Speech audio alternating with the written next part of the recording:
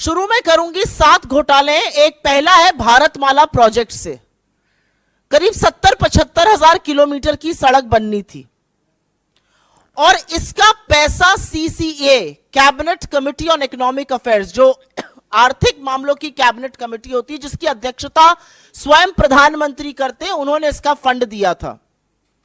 और फंड ही नहीं दिया था, वो इसमें पैसा खर्चा कैसे होता है उसकी निगरानी भी करते हैं। इसमें जो भी टोटल, और इसका हम आपको प्रेस रिलीज में सारे फिगर्स दे रहे हैं, इसमें 15 करोड़ 37 लाख रुपए पर 1 किलोमीटर सड़क बननी थी। इन लोगों ने बढ़ाकर 32 करोड़ 17 लाख कर दिया, दुगने से भी ज्यादा।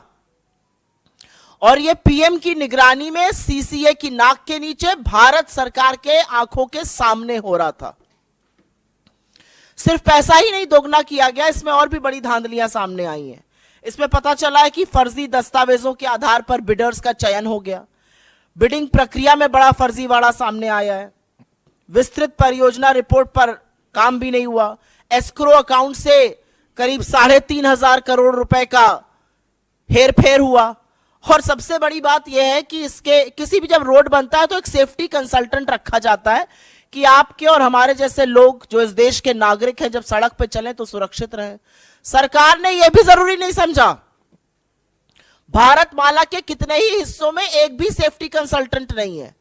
तो अगर आप भारतमाला की किसी सड़क पर चल रहे हैं करीब 70,000 किलोमीटर की, तो अपनी जान की, अपने माल के, अपने खुद के रखवाले आप हैं, सरकार की जिम्मेदारी नहीं, क्योंकि उनके पास सेफ्टी कंसल्टेंट रखने का टाइम ही नहीं था। तो भारतमाला में दुगनी करी लागत और हर तरह के फर्जीवाड़ा करके भगवान जाने किसको किसको ये टेंडर दिए गए, जिन्होंने सेफ्टी कंसल्टेंट्स तक नहीं रखे, एस्क्रो अकाउंट से हेराफेरी हुई। फिर यही द्वारका एक्सप्रेसवे में स्वीकृत लागत जो थी वो करीब 18 करोड़ प्रति किलोमीटर थी। सरकार का कहना है बहुत बढ़िया बना है द्वारका एक्सप्रेसवे, अच्छी बात है, बनना अच्छा भी चाहिए। उसकी कीमत 250 करोड़ प्रति किलोमीटर हो गई। कहां 18 करोड़ प्रति किलोमीटर स्वीकृत और कहां 250 करोड़ प्रति किलोमीटर। और आप ये सोचिए कि 2 किलोमीटर बनाने में 500 करोड़ खर्चा हो गए और उस 500 करोड़ में मंगलयान पहुंच गया। यह सरकार की असलियत है। मंत्रालय ने एक एक्सप्लेनेशन इशू किया, वो सवाल और उजागर करता है। क्या बन गया भाई ऐसा? कौन सा ऐसा विश्व का 8वां 9वां अजूबा बना जिसकी कीमत 18 करोड़ से बढ़कर 250 करोड़ प्रति किलोमीटर हो गई? अब ऐसा हाईवे बना हुआ जिसमें आप चेहरा देख सकते होंगे, अन्यथा तो इतना कीमत बढ़ना बड़ा मुश्किल का काम है। महंगाई की वजह से इतनी कीमत बढ़ नहीं सकती है क्योंकि एस्केलेशन कॉस्ट उसमें होती है। तो ये कमीशन खोरी है, किसने पैसा खाया इसमें? तीसरी, टोल में लूट। आप सब लोग तो खूब टोल देते होंगे आते जाते वक्त। अगर दिल्ली से मुंबई आज जाना हो तो 6,000 रुपए का तो आप टोल ही दे दीजिएगा सड़कों पर। और मजाक नहीं कर रही हूं, जाकर देखिएगा 6,000 रुपए का टोल दिल्ली से मुंबई अगर आपको दूरी नापनी है सड़क से। एनएचएआई का रूल है कि अगर टोल के पास या टोल वाली जो सड़क है उस पर कंस्ट्रक्शन होता है तो टोल की कॉस्ट 75% कम होगी। ऐसा नहीं किया गया। मात्र 5 टोल बूथों का, मात्र 5 टोल प्लाजा का सीएजी ने एक रैंडम ऑडिट किया और उसमें पता चला कि करीब करीब 132 करोड़ रुपए अवैध वसूल लिए गए लोगों से। ये मात्र 5 टोल प्लाजाओं की बात कर रही हूं।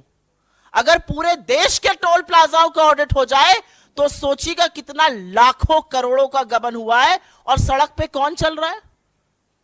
सड़क पे धन्ना सेठ चल रहे हैं या आप जैसे और हमारे जैसे मध्यम वर्ग, निम्न मध्यम वर्ग, गरीब लोग चल रहे हैं बसों से, गाड़ियों से, और वो सारा कॉस्ट निकालता है। तो 132 करोड़ तो टोल में लूटे। और एक और ऑडिट में पता चला है कि करीब 135 करोड़ एनएचएआई ने राजस्व का नुकसान किया। एक कंसेशन अग्रीमेंट होता है वो कर करके। आयुष्मान भारत, पूरे वक्त लोकसभा में यही सुनाई दे रहा था, हर जगह प्रधानमंत्री इसकी बात करते हैं। ये तो घोटालों का योजना निकली। आयुष्मान भारत में 7.5 करोड़ लोगों का, 7.5 लाख लोगों का, सॉरी, एक नंबर से रजिस्ट्रेशन हुआ है। आप किसी भी आधार सेंटर जाइए, किसी भी आयुष्मान सेंटर जाइए, वो सबसे पहले आपसे आपका फोन नंबर पूछते हैं। एक नंबर से 7.5 लाख लोगों का रजिस्ट्रेशन। और यही नहीं, आयुष्मान भारत के तहत 88,760, मोटा मोटा 88,000 मान लीजिए, उन रोगियों का भुगतान हुआ है जिनकी मृत्यु हो चुकी थी। मृत लोगों का इलाज दिखाकर क्लेम क्या भुगतान हुआ है। अब ये किसके पास गया है ये नहीं पता, लेकिन लाभार्थी के खाते में तो ये बिल्कुल नहीं गया है। 88,000 मृत लोगों के फ्रेश इलाज का क्लेम दिखाकर उस पर धांधली हुई है। और जैसा कि मैंने आपको बताया, 7.5 लाख लाभार्थी एक नंबर से जुड़े हैं। इनफैक्ट अगर आगे डेटा देखिए तो करीब करीब 1,24,00,000 जो हैं वो मात्र कुछ फोन नंबर से जुड़े हुए हैं। भगवान की बात ना हो ऐसा कैसे हो सकता है? और वो राम जो सबके आराध्य है। अयोध्या में एक भव्य राम मंदिर बन रहा है। जमीन में जितनी दलाली भारतीय जनता पार्टी के नेता, एसडीएम, कानूनगो सब मिलकर कर सकते थे, बड़े बड़े नेता, ट्रस्ट के लोग, वो तो खूब हुई। वो आप लोगों ने देखा और सरकार की बेशर्मी कह लीजिए, अथेथरई कह लीजिए, एक शब्द उस पर बोला नहीं गया।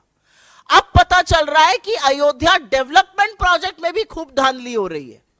और धांधली ऐसी वैसी नहीं हो रही है। पैसा जो जनता का है वो जा रहा है ठेकेदारों के गल्ले में, अनुचित लाभ पहुंचाया जा रहा है। ऐसे ऐसे ठेकेदारों को जीएसटी का भुगतान हो रहा है जिनका रजिस्ट्रेशन कैंसिल हो चुका है। सिंचाई विभाग ने तो ऐसे लोगों को ठेका दे दिया जो अयोग्य थे। जो कार्यान्वयन एजेंसी है उत्तर प्रदेश राजकीय निर्माण निगम, उन्होंने परफॉर्मेंस गारंटी का एक पैसा होता है जो ठेकेदारों से जमा कराना होता है, वो तक जमा नहीं कराया। तो ये तो भगवान के नाम पर लूट मची हुई। पहले जमीन की धांधली में सस्ते में जमीन लेकर महंगे महंगे दामों में ट्रस्ट को बेचकर खूब पैसा कमाया इन तथाकथित राम भक्तों ने। हमारे आराध्य को, हमारे ईश्वर को भी नहीं छोड़ा। और अब उसी अयोध्या डेवलपमेंट प्रोजेक्ट में बड़ा घोटाला सामने आ रहा है कि करीब करीब 20 करोड़ रुपए तो ऐसे ठेकेदारों के गल्ले में गए जो अयोग्य थे। रजिस्ट्रेशन कैंसिल, जीएसटी का भुगतान आ रहा है। ग्रामीण विकास मंत्रालय, रूरल डेवलपमेंट मिनिस्ट्री, ये छठा घोटाला सामने आया है। क्या कहता है ये घोटाला? इसमें पेंशन का एक प्रयोजन होता है। वो पेंशन किसको जाती है? वो पेंशन जाती है वृद्धा पेंशन, विधवा पेंशन और विकलांग पेंशन। हर गांव में अगर आप आज की तारीख में चले जाइए तो आपको 10 लोग ऐसे मिल जाएंगे, वृद्धा, विकलांग, वृद्ध मिलाकर, जो कहेंगे हमारी पेंशन नहीं आ रही है। किसी भी जगह चले जाइए वो कहेंगे हमारी पेंशन नहीं आ रही है। फिर हम उनको दिलासा देते हैं कि हम कुछ करते हैं, फिर हम डीएम को चिट्ठी लिखते हैं, फिर डीएम कहता है कि नहीं ऐसा आवंटित फंड कम हो गया है, क्या किया जाए। ऐसा तमाम जगह होता है, एटलीस्ट जहां जहां मैं जाती हूं वहां जरूर होता है। अब पता चल रहा है ऐसा क्यों हो रहा है? क्योंकि जो वृद्धा पेंशन, विकलांग पेंशन, विधवा पेंशन का पैसा है वो सरकार दूसरी योजनाओं के प्रचार प्रसार में खर्च कर रही है। सीएजी की रिपोर्ट से यह सामने आया है कि सरकार ने इस पैसे से होर्डिंग लगवाए ग्राम समृद्धि स्वच्छ भारत पखवाड़ा के 19 राज्यों के हर जिले में।